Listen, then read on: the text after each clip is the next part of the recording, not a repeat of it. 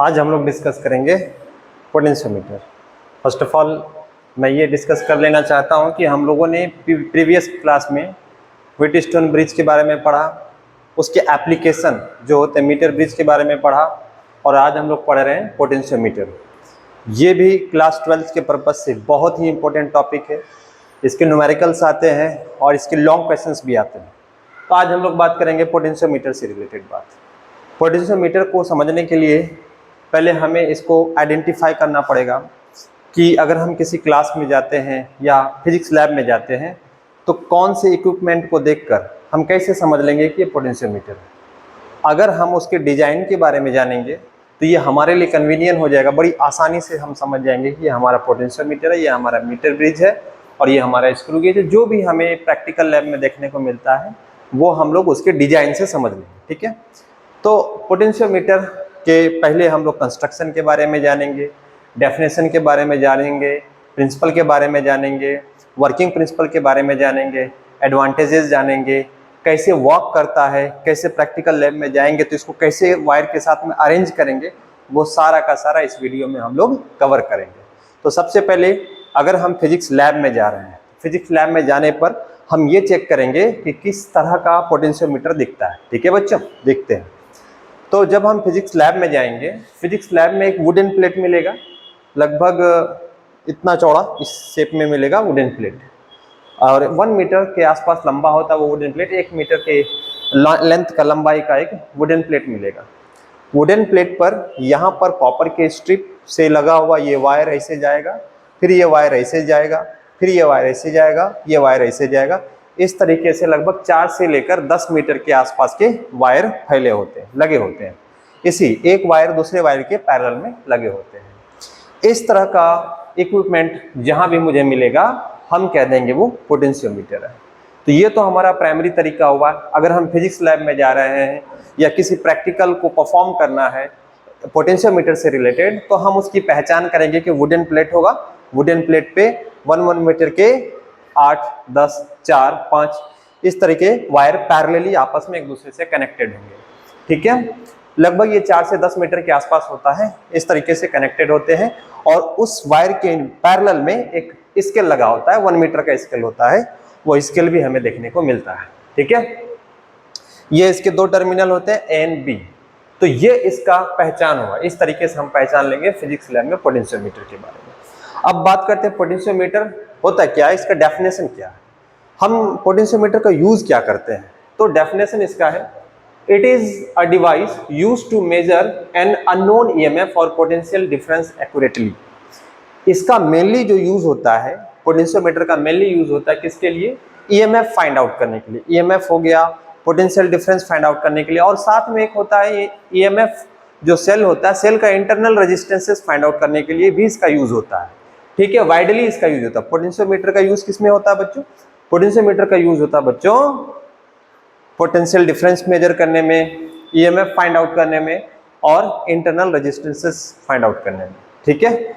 इस तरीके से हम लोग इसका डेफिनेशन इसके यूज पे बनाते हैं, ठीक है। अच्छा, सवाल ये होगा, सर पोटेंशियोमीटर से अगर हम पोटेंशियल डिफरेंस मेजर कर सकते हैं तो वोल्टमीटर से भी तो पोटेंशियल डिफरेंस मेजर करते हैं, तो वोल्टमीटर और पोटेंशियल डिफरेंस में अंतर रहा। हाँ, बहुत अंतर है। कौन बेस्ट है और कौन थोड़ा सा कम या एक्यूरेट वैल्यू नहीं देता है, उसके बारे में भी सारा का सारा इसी वीडियो में, इसी क्लास में हम लोग डिस्कस करेंगे, ठीक है। तो सबसे पहले it is a device used to measure an unknown EMF, ठीक। तो अब चलते चलते एक और डिस्कस कर ही लेते हैं कि वोल्टमीटर से भी हम पोटेंशियल डिफरेंस मेजर कर सकते हैं, पोटेंशियोमीटर से भी पोटेंशियल डिफरेंस मेजर कर सकते हैं। तो सबसे बेस्ट कौन है, पोटेंशियोमीटर या वोल्टमीटर? तो मैं कहूँगा पोटेंशियोमीटर बेस्ट है। बेस्ट कैसे है पोटेंशियोमीटर के लिए, वो आगे इसके प्रिंसिपल को समझने के बाद हम लोग समझ जाएंगे कि पोटेंशियोमीटर बेस्ट है या वोल्टमीटर बेस्ट है, ठीक है। आते हैं इसके प्रिंसिपल पे। प्रिंसिपल इसका क्या है, बेसिकली ये 2 तरह के प्रिंसिपल पे डिपेंड करता है। एक तो इसका है पोटेंशियल ग्रेडियंट, इसके बारे में हम लोग पहले भी पढ़ चुके हैं पोटेंशियल ग्रेडियंट, लेकिन यहाँ पे जिक्र है तो हम लोग इसका जिक्र करेंगे पोटेंशियल डिफरेंस क्या है, ठीक है, पोटेंशियल ग्रेडियंट क्या है। दूसरे में balance point. Balance point meter bridge में जो बैलेंस कंडीशन फाइंड आउट करते थे उसी तरीके से इसमें भी हम लोग बैलेंस पॉइंट फाइंड आउट करेंगे। ठीक है बच्चों, तो सबसे पहले हम लोग बात करते हैं पोटेंशियल ग्रेडियंट के बारे में। ठीक है, और इसी प्रिंसिपल से हम लोग ये डिस्कस कर लेंगे, हम लोग ये पता कर लेंगे कि वोल्टमीटर बेस्ड है या फिर पोटेंशियोमीटर बेस्ड है। ठीक है, आगे की तरफ बढ़ते हैं। तो सबसे पहले इस प्रिंसिपल की हम लोग बात करते हैं, पोटेंशियल ग्रेडियंट। पोटेंशियल ग्रेडियंट इस पोटेंशियल की बात करते हैं, इस प्रिंसिपल की बात करते हैं। देखो इसमें क्या है, तो पहले इसके कंस्ट्रक्शन को थोड़ा डिटेल्ड में समझते हैं, ध्यान से सुनना। कंस्ट्रक्शन को डिटेल में समझते हैं। अभी थोड़ी देर पहले मैंने एक छोटा सा बताया था कैसे पहचानना है लैब के अंदर में। अब इसका कंस्ट्रक्शन का डिटेल पढ़ते हैं। इसके कंस्ट्रक्शन को डिटेल में जानेंगे तभी हम इसके प्रिंसिपल को अच्छे से समझ पाएंगे। तो आते हैं इसके कंस्ट्रक्शन में। कंस्ट्रक्शन में क्या होता है, जो वुडन प्लेट होता है 1 मीटर लंबा वुडन प्लेट होता है।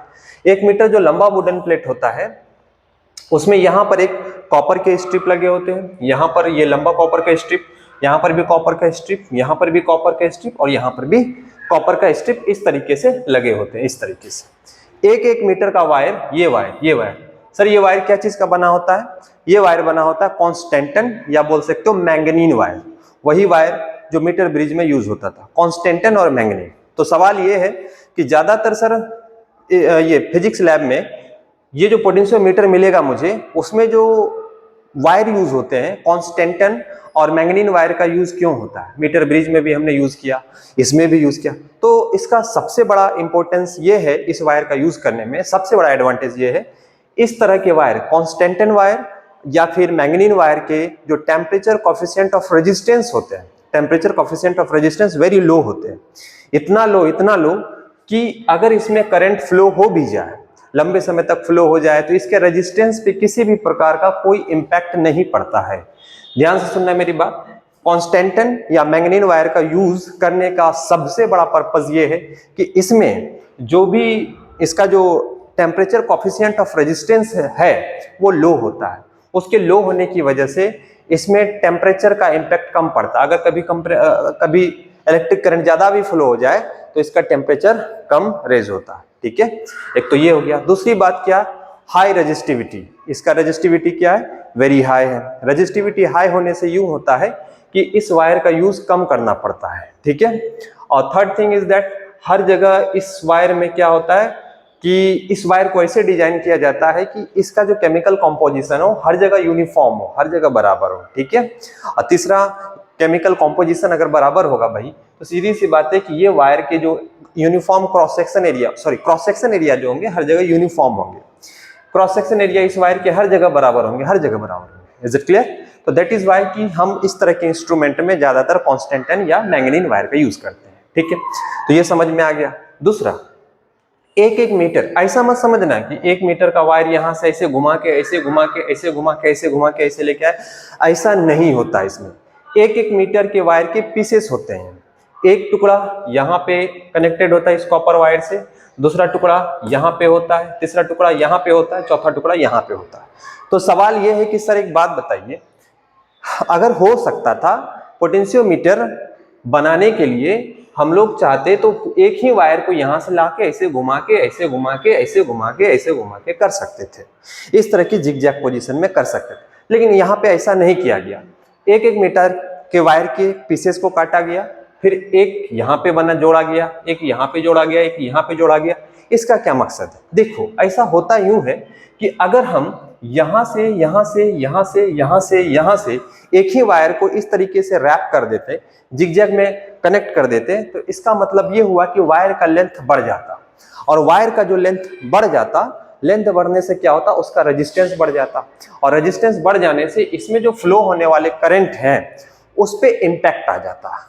और जब इसमें फ्लो होने वाले करंट पे इम्पैक्ट आ जाता तो जाहिर सी बात है ये जो एक्यूरेसी मेंटेन करता है अपना पोटेंशियल डिफरेंस को मेजर करने में या ईएमएफ को मेजर करने में, वो एक्यूरेसी मेंटेन नहीं हो पाता। ठीक है, दैट इज वाई कि यहाँ पर लेंथ को कट किया गया वायर के।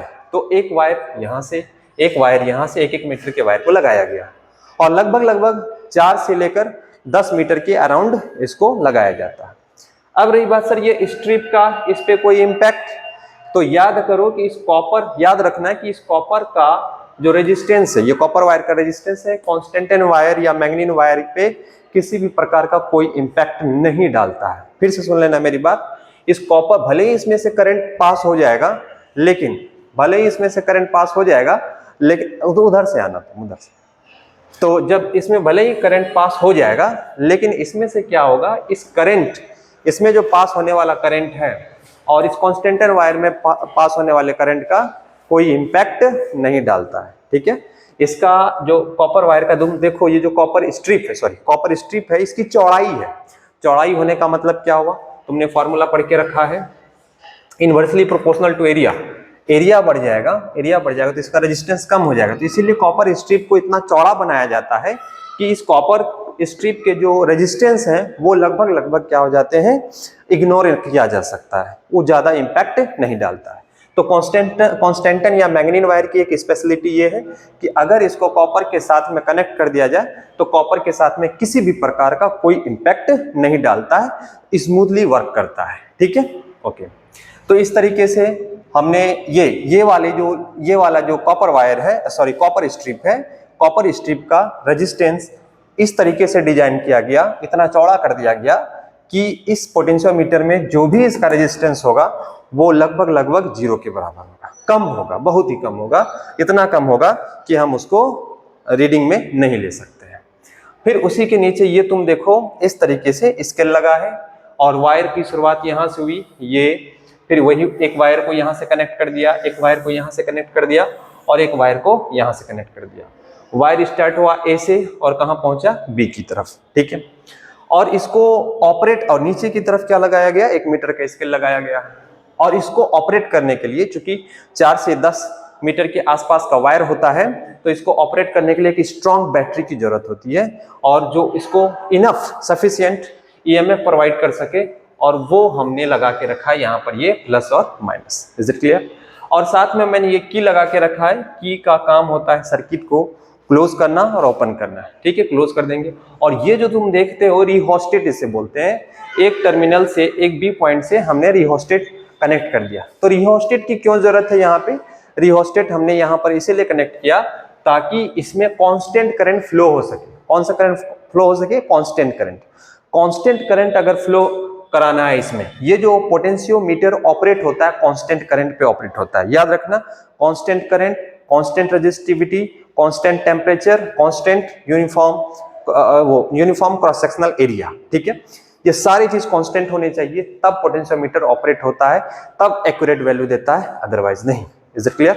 तो यहां पर देखो, रिहोस्टेट का काम क्या होगा, रिहोस्टेट का काम होगा करंट को मेंटेन करना। कौन से करंट, कांस्टेंट करंट। क्यों?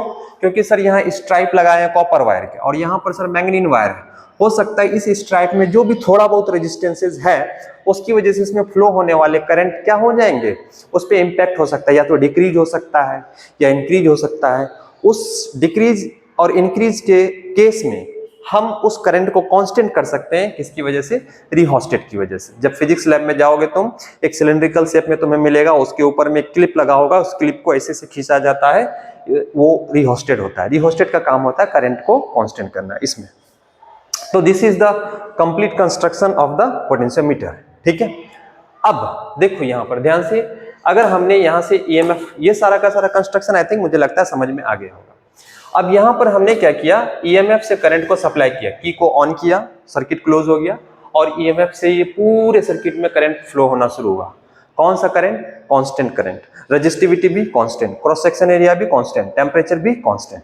ये सारे के सारे इस तरीके से पोटेंशियोमीटर ऑपरेट होता है। ठीक है, अब यहां से जो ईएमएफ ने जो करंट प्रोवाइड किया, तो इस पूरे के पूरे, उसमें पूरे के पूरे ए से बी के बीच में एक पोटेंशियल क्रिएट हो जाएगा।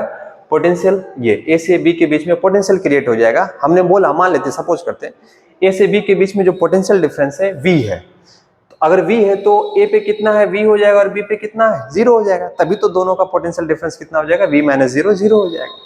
तो ये ईएमएफ, ये एक्सटर्नल सोर्स जो हमने ईएमएफ प्रोवाइड किया, उसकी वजह से ए और बी के बीच में बनने वाला जो पोटेंशियल डिफरेंस है वो V है। तो ए पॉइंट पे क्या हो जाएगा V, और बी पॉइंट पे हो जाएगा हमारा 0। ये तो ये तरीका हो गया। दूसरा, अगर मैं कह दूं तुमको यहां से, अगर मैं कह दूं इसमें से एक वोल्टमीटर मैंने कनेक्ट कर दिया, सपोज करो मैंने वोल्टमीटर कनेक्ट कर दिया, वोल्टमीटर ये प्लस और ये माइनस, और वोल्टमीटर का मैंने कनेक्शन कर दिया एक जॉकी से, J4 जॉकी, इसको J से इंडिकेट करते हैं, ठीक। एक एग्जांपल के थ्रू बताते हैं। अगर इस वायर में हमें पोटेंशियल डिफरेंस मेजर करना है, A से इस पॉइंट तक का मेजर करना, मान लो ये J पॉइंट, ये कौन सा पॉइंट है, J, तो जॉकी को पकड़ेंगे और यहाँ पे रख देंगे, तो ये जो पोटेंशियल मेजर करेगा, कहां से कहां तक का पोटेंशियल मेजर करेगा, A से J के बीच में, ठीक है।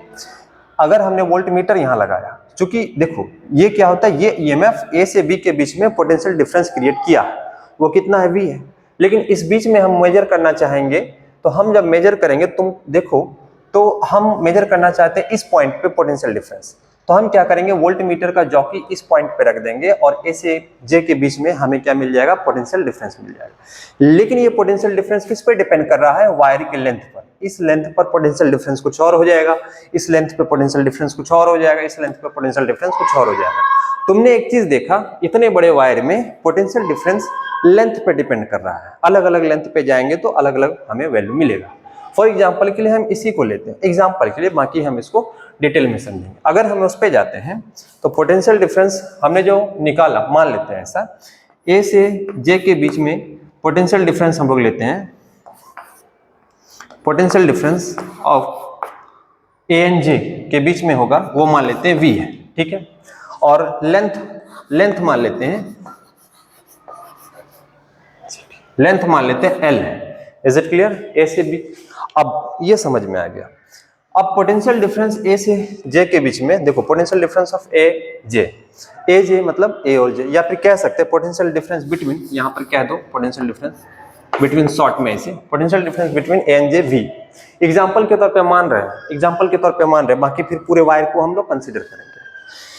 तो potential difference between A and J के बीच में हमने इस पोटेंशियल वोल्टमीटर से, यहाँ वोल्टमीटर मैंने लगा के रखा है, वोल्टमीटर से कितना मेजर किया, V, और हम जानते हैं V इक्वल टू क्या होता है, IR होता है, ठीक है। तो उस हिसाब से अगर हम देखेंगे तो V इक्वल टू क्या हो जाएगा, I इंटू R का वैल्यू हम लोग जानते हैं, क्या जानते हैं, रो L अपॉन A, L के टर्म में इसीलिए निकालेंगे क्योंकि इस लेंथ पर हमने पोटेंशियल डिफरेंस निकाला है, ठीक है। वोल्टमीटर की सहायता से A से J के बीच में हम लोगों ने क्या निकाला है, पोटेंशियल डिफरेंस निकाला है।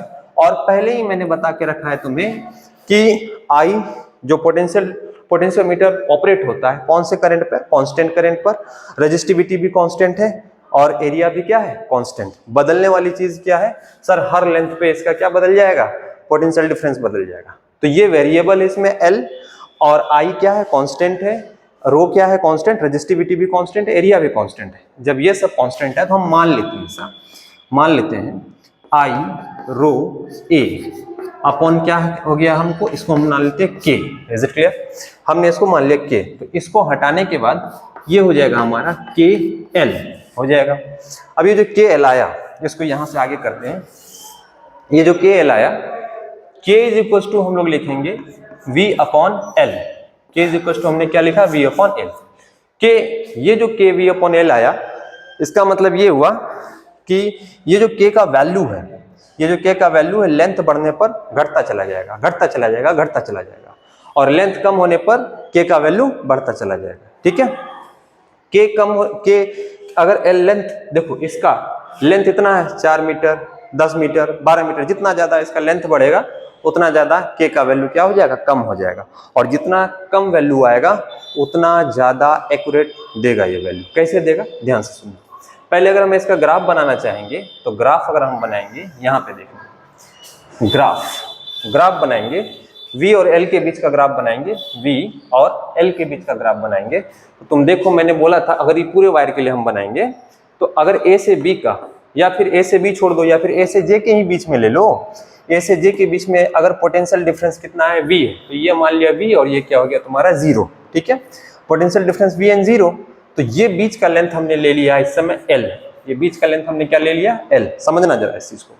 और V से L के बीच में अगर हम ग्राफ बनाना चाहेंगे तो potential difference between A and J is equal to V, मतलब V minus 0 equal to V, और लेंथ अगर यहाँ A पॉइंट पे आएंगे तो लेंथ का वैल्यू कितना रहेगा, 0 रहेगा। लेंथ का वैल्यू 0 होने का मतलब हुआ जब लेंथ 0 था तो उस समय पोटेंशियल का वैल्यू V मतलब मैक्सिमम वैल्यू। यहाँ पर अगर ग्राफ बनाना चाहेंगे ये 0 और पोटेंशियल यहाँ पे मेरा क्या होगा, पोटेंशियल का वैल्यू मैक्सिमम होगा। जैसे जैसे लेंथ बढ़ाते जाएंगे पोटेंशियल क्या होता जाएगा, घटता चला जाएगा, घटता चला जाएगा, घटता चला जाएगा। एल वैल्यू पर यहाँ हमें क्या मिलेगा, 0। तो 0 एल वैल्यू, यहाँ पर 0 तो एल वैल्यू पे हमें यहाँ मिलेगा 0। तो इसका ग्राफ बनाएंगे तो ये ग्राफ ऐसा मिलेगा। ये जो V और L के बीच का ग्राफ ऐसा मिला, ये जो नीचे की तरफ आ रहा है इसी को बोलते हैं ग्रेडियंट, इसी को बोलते हैं ग्रेडियंट। तो V और L के बीच का ग्राफ कम होते जा रहा, कम नीचे की तरफ आ रहा। ये जो K है क्या कहलाया, पोटेंशियल ग्रेडियंट, PG, ठीक है, पोटेंशियल ग्रेडियंट। जैसे जैसे आगे बढ़ते जाएंगे L का वैल्यू बढ़ता जाएगा और V का वैल्यू घटता जाएगा। V का वैल्यू घटने का मतलब ये हुआ कि मिनिमम से मिनिमम वैल्यू हम लोग फाइंड आउट कर सकते हैं। छोटे छोटे लेंथ पर भी हम लोग बहुत स्मॉल लेंथ पर भी हम V का वैल्यू फाइंड आउट कर सकते हैं। और जितना छोटे से छोटे मिनिमम से मिनिमम लेंथ पर, कम से कम लेंथ पर भी अगर हम पोटेंशियल फाइंड आउट कर सकते हैं तो उतना ज्यादा प्रिसाइज वैल्यू देगा। कितना देगा, प्रिसाइज वैल्यू। इसके पीछे का रीजन समझो, ध्यान से समझना।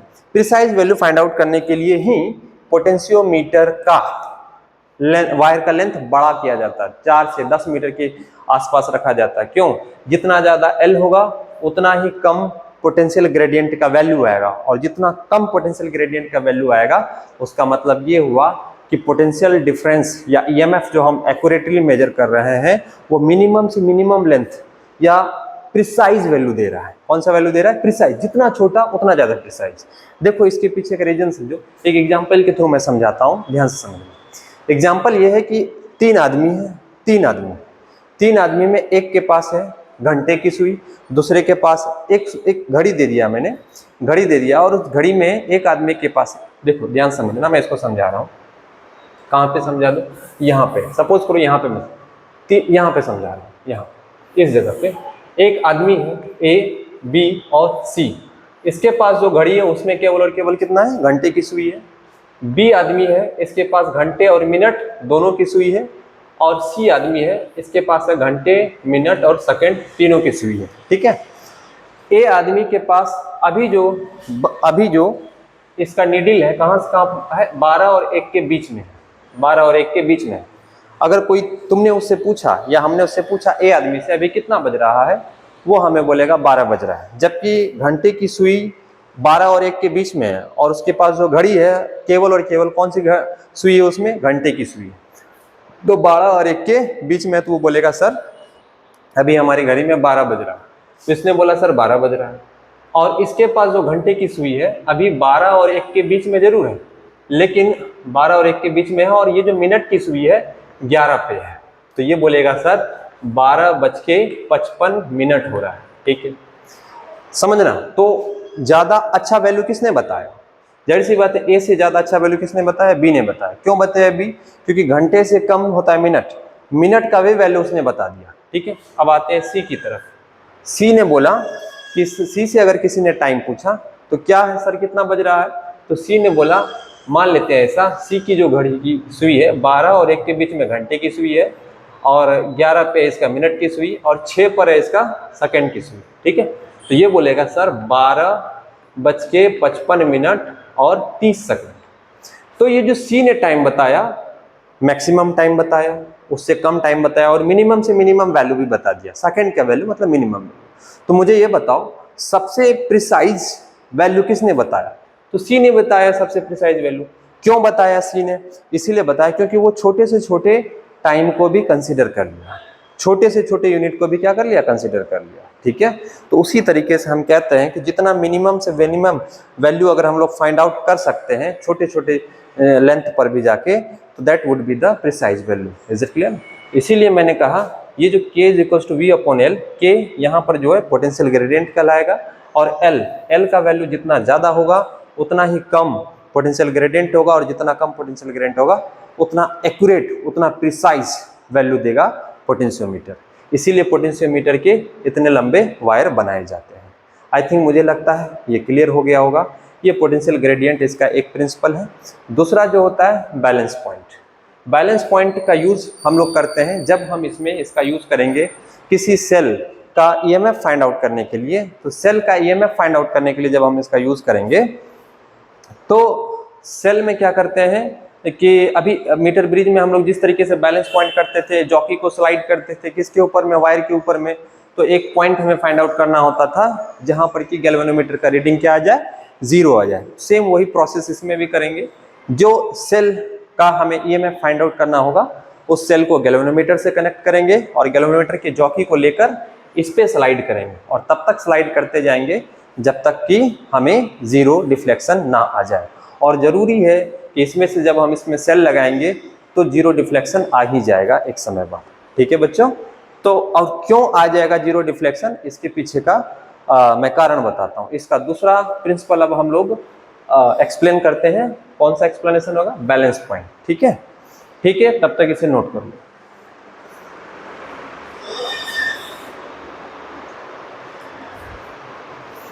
जैसा कि अभी मैंने बोला कि पोटेंशियल ग्रेडियंट एक प्रिंसिपल को हमने इसका एक्सप्लेन कर दिया। अब दूसरा एक्सप्लेनेशन हम लोग करेंगे बैलेंस पॉइंट के बारे में। बैलेंस पॉइंट दूसरा प्रिंसिपल इसका बैलेंस पॉइंट। बैलेंस पॉइंट के बारे में जरा एक्सप्लेनेशन करते हैं। बैलेंस पॉइंट कैसे फाइंड आउट करेंगे इसमें और कैसे मिलेगा हमें बैलेंस पॉइंट। देखो मैं इसका एक छोटा डायग्राम बनाता हूँ, शॉर्ट डायग्राम। शॉर्ट डायग्राम में क्या करते हैं हम लोग, ये मान लेते हैं ये हमारा पोटेंशियोमीटर का ये हमारा पोटेंशियोमीटर का क्या है, वायर है, 4 मीटर 10 मीटर जो भी है। इसका जो मेन सप्लाई है वो इस वाले बैटरी से हो रहा है, ऐसा मान लेते हैं। इस वाले बैटरी से हो रहा है, ये मेन सप्लाई से हो रहा है। ठीक है, हमने ऐसा मान लिया। और जैसा कि हम जानते हैं मेन सप्लाई जिससे होता है उसके पास ज़्यादा ईएमएफ होता है। ये जो ज़्यादा ईएमएफ इसलिए होता है ताकि पूरे सर्किट में, पूरे वायर में करंट फ्लो करा सके। ठीक है, पूरे वायर में करंट फ्लो करा सके। अब हमने अलग से एक सेल लिया। ठीक है, एक अलग से हमने सेल लिया और यहाँ पे मैंने गैल्वेनोमीटर कनेक्ट किया इसके नेगेटिव के साथ और यहाँ पर मैंने रखा है जॉकी, ये जॉकी रखा है। अब जरा ध्यान से सुनना। अब चूंकि ये प्लस है और ये माइनस है, इस सेल को मैंने लिया, ये हमारा सप्लाई वाला सेल है और ये हमने अलग से सेल लगाया है। ठीक है, इसका नाम रखते हैं E1। E1 से जो जाने वाला करंट है वो कैसे जाएगा, तो जाहिर सी बात है E1 जो करंट बनाएगा वो करंट इससे फ्लो होके यहाँ होके इधर की तरफ आएगा, गैल्वेनोमीटर की तरफ आएगा। ठीक है, ये हो गया हमारा, ये जो करंट बनाएगा E1 ऐसे जाएगा, ऐसे आएगा। ठीक है, इस तरीके से ऐसे गैल्वेनोमीटर में डिफ्लेक्शन देगा। अगर हम इसकी बात कर लेते हैं, ये करंट कैसे देगा भाई, ये जो करंट है, ये जो तुम्हारा है करंट, ये आएगा चूंकि ये ज़्यादा पावरफुल है, इसका जो करंट आएगा यहाँ से आएगा इधर की तरफ। ठीक है, अब यहाँ से जब इधर की तरफ आएगा तो यहाँ समझने वाली बात है, ये आगे भी जाएगा क्योंकि ये ज़्यादा पावरफुल है, ये ज़्यादा पावरफुल है, ये करंट आगे भी इसको लेके जाएगा। जब ये करंट इसको आगे लेके जाएगा तो समझना जरा ध्यान से, ये करंट आगे लेके जाएगा तो अगर हम इसको देखेंगे, एक इधर भी लेके जाएगा और ये करंट इससे होते होते, गैल्वेनोमीटर से होते होते आगे की तरफ जाएगा इस तरीके से। ये प्लस और ये माइनस, इससे जाने वाला करंट इसके थ्रू होते हुए इस गैल्वेनोमीटर में आ जाएगा। ठीक है, और इससे जाने वाला करंट ये ज़्यादा पावरफुल है, इसको पुश करते हुए ये करंट इससे आएगा और फिर ये गैल्वेनोमीटर में आ जाएगा। ठीक है, और आने के बाद ये वाला करंट गैल्वेनोमीटर से होते होते इधर भी आ सकता है। समझना इस चीज़ को, जरा समझो इस चीज़ को, देखना ये ज़्यादा पावरफुल है, ये वाला करंट इसमें भी आएगा और इसको पुश करते हुए ये गैल्वेनोमीटर से होते हुए करंट इधर भी आएगा और ये करंट इधर, और इससे आने वाला करंट ये इधर भी इसकी तरफ आएगा। तो दो अलग अलग डायरेक्शन बन जाएंगे। तो अगर इस जॉकी को उठाकर इस बीच में हम कहीं रखते हैं, इस बीच में, समझ में, या इधर इधर इधर इस बीच में कहीं रखेंगे तो इस दोनों के बीच में अपोजिट करंट की वजह से एक ऐसा पॉइंट हमें मिलेगा जिसको हम, जहां पर गैल्वेनोमीटर की रीडिंग क्या आ जाएगा, 0 आ जाएगा, जिसको बैलेंस पॉइंट बोलेंगे। कौन सा पॉइंट बोलेंगे, बैलेंस पॉइंट। तो समझ में आ गया। हाँ, बैलेंस पॉइंट हमें कब मिलेगा, जब हम अलग से ईएमएफ इसमें लगा देंगे, अलग से एक्सटर्नल ईएमएफ लगा देंगे तो हमें क्या मिल जाएगा, बैलेंस पॉइंट मिल जाएगा। फिर से सुन लो, ये ज़्यादा पावरफुल ईएमएफ है, ये कम पावरफुल ईएमएफ है। ये ज़्यादा पावरफुल इसीलिए क्योंकि इससे सप्लाई होता है पूरे सर्किट में, और ये कम पावरफुल है। जैसे ही हमने इसमें लगाया ईएमएफ, तो ये वाला जो सेल है, इससे जाने वाला करंट इससे होते हुए गैल्वेनोमीटर में आएगा, और इससे आने वाला करंट चूंकि ये ज़्यादा पावरफुल है, इससे फ्लो होते हुए गैल्वेनोमीटर के थ्रू इस डायरेक्शन में भी आ सकता है। जब इस डायरेक्शन में आएगा तो इस दोनों के बीच में कोई ऐसा पॉइंट जरूर हमें मिल जाएगा जहां पर कि गैल्वेनोमीटर का रीडिंग क्या आ जाएगा, 0 हो जाएगा। तो इस तरीके से हमें बैलेंस पॉइंट मिल सकता है। ठीक है, तो इसके दोनों प्रिंसिपल हम लोगों ने एक्सप्लेनेशन कर लिए, पोटेंशियल ग्रेडियंट और बैलेंस पॉइंट। अब हम इसके वर्किंग की बात करेंगे, ये काम कैसे करता है, और हम बात करेंगे कि किस तरीके से दो सेल को आपस में कंपैरिजन करके हम लोग फाइंड आउट करते हैं ईएमएफ का वैल्यू, सेल का ईएमएफ का वैल्यू। ठीक है, और पहले ही हमने पोटेंशियल ग्रेडियंट के बारे में भी डिस्कस कर ही दिया था कि इसका जो वैल्यू होता है, पोटेंशियल ग्रेडियंट का जो प्रिंसिपल होता है V upon K is equal to V upon L।